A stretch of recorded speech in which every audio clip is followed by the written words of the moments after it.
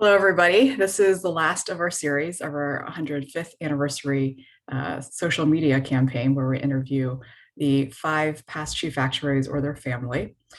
So for this series today, instead of talking to myself, I recruited my first deputy chief actuary, Mike Samet, to do the interviewing. And I guess he's going to throw the questions at me. We're going to do a little role reversal here. And I know he's a pretty tough guy, so I don't know what he has directed at me. Hi, Uh, Mike. How are you doing? Good morning. Are you ready And for this? thanks for giving me this opportunity Oh, to yeah. interview you. I appreciate that. But so just to begin, tell me about how you got to the office of the actuary. What was the journey that got you here? Yeah, I think my journey was a classic example of the preparation meeting opportunity. I think everything in my career had prepared me for the opportunity when it came. I started with what was Towers Perrin, which is now Willis Towers Watson. So I did start in pension consulting, and then had some various roles that led me to the public sector with the Ohio State Plans and serving as chief actuary there and starting the path into the public sector world. And again, then I was, after about 6, 7 years there, I was at a conference and at some roundtable discussions. And again, it was being at the right place at the right time and having the preparation and the title and the experience lead me to that opportunity. And then I was told about this position, that there was a retirement coming up. They were recruiting. And I was advised by some of my peers to stay away from this position. But I guess I did not listen to them. And here I am. Well, I'm glad that it worked out this way. That's Um, one person. so you've been here 6 years now, and you were just telling me it's 6 years today. So Yeah, congratulations. thank And you. but it is how many mayors have you worked for since you've been here? Just one as of now. So I guess I'm in the infancy stage of my career at New York City. It's Bill de Blasio. And I guess in 5 weeks we'll find out potentially who could be my one of my next bosses. And so in the 6 years, tell us a little bit about your time here. How would you describe the job? Things like that. How would I describe the job? The job is stressful, number one. It's almost a job where it's all in one, right?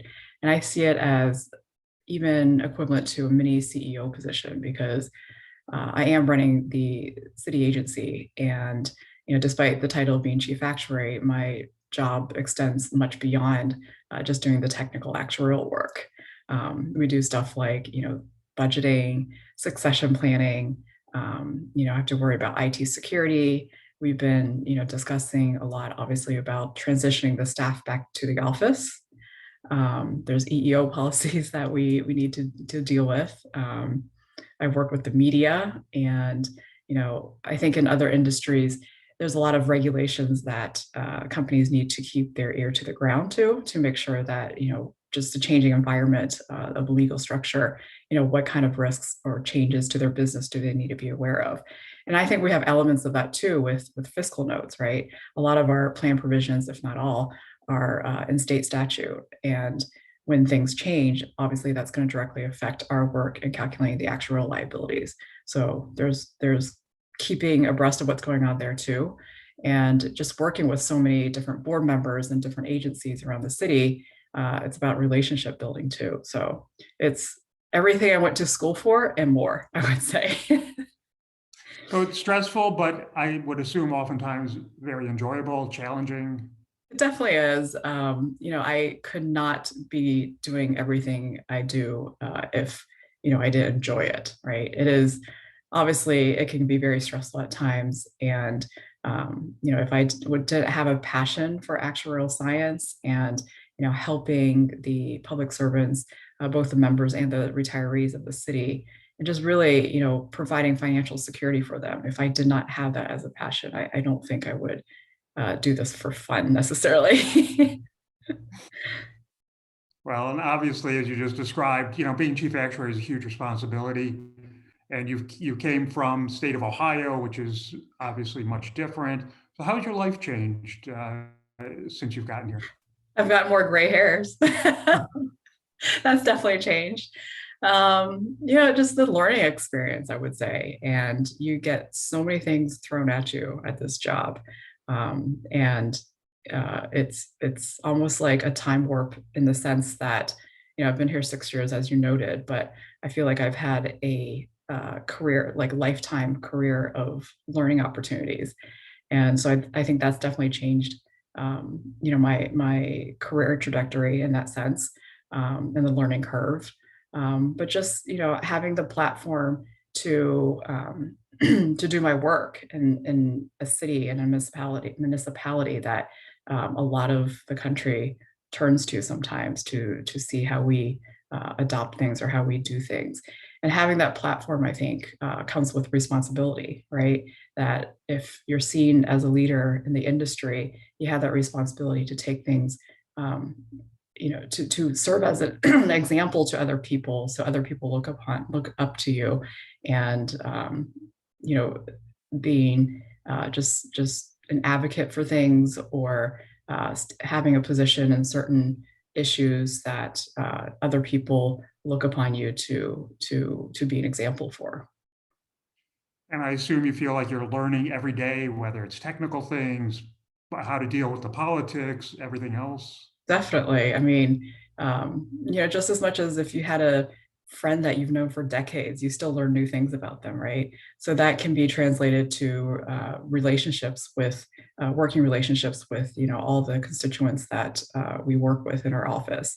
There's always something to learn about them. There's always things that are changing, especially with rotations of elections, rotations of terms, and there's elections going on. And just yeah, just all around, there's definitely something new to learn each day, especially given that New York City plans are so complex, right? We've talked about how there's 120 plans, and there's 5 tiers of 6 in the state that applies to New York City. There's 5 retirement systems, and with so many different plans and different members, there's definitely little details that you learn, at least once a day, I would say. Um, and obviously, this is for the 105th anniversary, and can't imagine what it was like 105 years ago. Things have changed, I'm sure, quite a bit since then. But what do you see for the future of the office, maybe 25, even 50 years from now? Any thoughts on No, that? yeah, I do step back and take a look at how things have changed over time, and perhaps how does that carry through in the future. And I read one time about how just the work itself, not just actuarial science, but the whole labor industry has in the country has really changed from, we used to work with our hands, right, to do things, manual labor. And then we kind of got into this the industry where we use our head, right? Now, a lot of positions like compared to before require such things as a college degree, for example, or even advanced degree. And so a lot of things that we do requires our head now, from hand to head. And that's a lot of the work that we do with coming up with the coding for spreadsheets, or valuing our liabilities and all sorts of things like that. But then I look to the future, and I think that there's this trend already of transitioning from not just using our heads, but using our hearts too. And I think that is alongside, the newer generations, the younger generations, where, they're very compassionate and very empathetic about a variety of things, including, the climate, including, anti-hate of all sorts, and all that. And they're just a very compassionate and empathetic group. And I think that's going to translate as we, into the future, where our work is, in companies, leaders of the organization have this responsibility of not just producing the work product, and providing the services of their company, but also, standing up for initiatives of what they believe in the world and in the environment. So I think that's going to carry through. And how does that translate to the Office of the Actuary? I think, perhaps, there's a movement into data analytics too right now, right? That the lines are blurred between data analytics and actuarial science. And I feel that with data analytics, as we get more data and, not just amount of data, but getting into the weeds of what each component of the data means, I think that there might be starting to tell like stories. Like the data is going to start to manifest into like stories that we can really share with our retirees or our members or even a taxpayer who's helping fund these pensions. So I really think that is the direction of the future. It's not just about coming in and doing a spreadsheet using, passing actuarial exams and using our heads, but really, how do we give back to New York City and how do we serve, all the taxpayers in terms of what we do. So we'll see. I don't know if I'll be around for that anniversary, but we'll see. That's very interesting, and hopefully things do move in that direction. It would be a nice change from the past. Yeah. Um, so you obviously you've had a couple of very important jobs. This one, the ones before, but you're still young, and so you've got a long time still to get your legacy in order. What do you see that? Well, how would you like you to be remembered down the road? Yeah, unfortunately, I do have a lot of time. I'm not eligible for the ERI if the city's going to offer it for the early retirement incentive. But in terms of legacy, I really hope to be the one that inspires other people to achieve their own goals, right? There's a saying that good leaders are the ones that instill confidence in him or her, the leader. But great leaders are the ones that instill confidence in other people, right? And I really hope that I can do that just through my working relationships and my own work. I hope to set an example for other people, and just hoping that there's a multiplier effect on that it doesn't just stop with if I am able to achieve that at the end of my career, to have that be passed on, so to speak, for them to adopt that and for them to inspire the next generation of leaders. And I think that would be a great legacy to have. And no matter what they want to achieve, whether it's in actuarial science or even beyond, or just in life in general. So That's great. Uh, any lessons for somebody who might be thinking of becoming a future chief actuary down the road, or who might aspire to become a chief actuary? In the 6 years you've yeah, been here, any advice you would give people? there are some advice. I think most of it's internal. It's either your health or the way you think, right? So I think number one is this job is going to take as much as you're willing to give, right? It can consume all of your waking hours and sometimes even your sleeping hours, because there's been times where I dream of a work issue and I wake up and I'm like, oh, maybe we can do it that way. So if you let it, this job will take everything of you, and you need to set boundaries. I remember, the story when I first started, 6 years ago, and I was having lunch with one of the union representatives, and he was just asking, how's it been? And I think at that time it was like a little bit over a month, maybe 2 months that I've been here, and he was just asking how the job's going, and I said, oh my gosh, I'm so busy. I haven't even had time to sign up for my health insurance, just all this stuff that I need to do. And he just like stopped me right there, right? He was like, you need to sign up for health insurance. Because at that time I was, because I hadn't signed up for health insurance, I was actually technically without health insurance at that time. And he was like, you need to just take, whatever, half an hour to just sign up for it, because it's exactly what I said. Like if you don't set boundaries, it's going to consume you.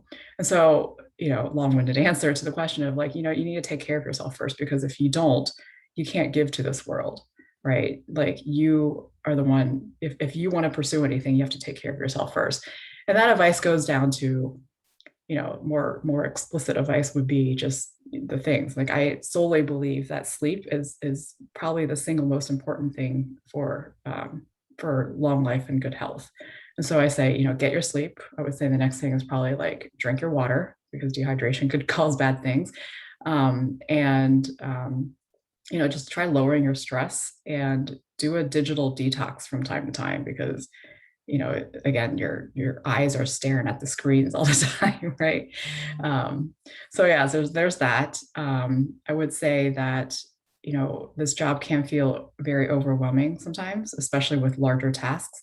And this is not just with this job, but career in general. Like if there's something big that you're trying to achieve, don't be, you can think about the big goal and ask yourself, like, and be overwhelmed and be like, how am I ever going to get there? So one piece of advice is probably take one step at a time and just focus on the next step, because once you take that step, eventually you'll lead to your goal, assuming that step leads you, like, is a path to the goal.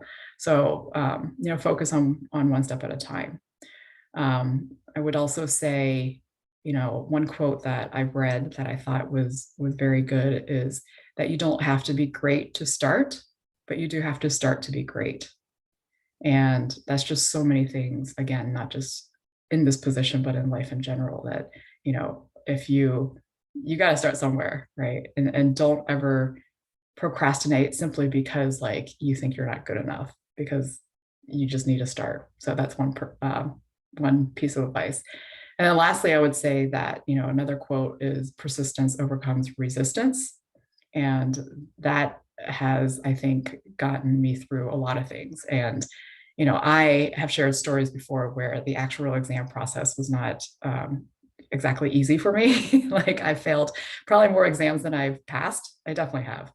And, and so whatever the resistance is, whether it's not attaining the 6 on the actual exam, or, you have a fear of like public speaking, or, even with camera, like live camera, not still camera, not pictures, but videos, that had to be something that I got more comfortable with. At first I was not comfortable with being recorded and speaking live, but I don't know if I am still very comfortable with it, but I've definitely, with more practice, gotten a little bit better with it.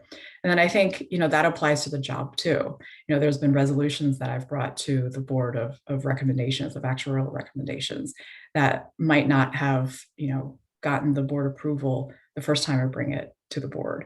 But, a lot of things change sometimes in the city. Circumstances change, the economic environment changes, demographic changes, a lot of things changes. And so when you bring it again, perhaps you have luck the next time around. And I've seen that too. So I would definitely say persistence over resistance is the last piece of advice I would have. I think everything you've said is great advice, no matter what you're doing. I mean, whether it's for this job or just in life in general. Yeah. So I think that's terrific. So this has been fun. Thank you. Well, I thank you for really, doing it. I really appreciate the opportunity to ask you questions, to Yeah. be the interviewer. So You went easy on me. I'll just wait till next time. All right. Thank you, Mike. All right. Have a good day.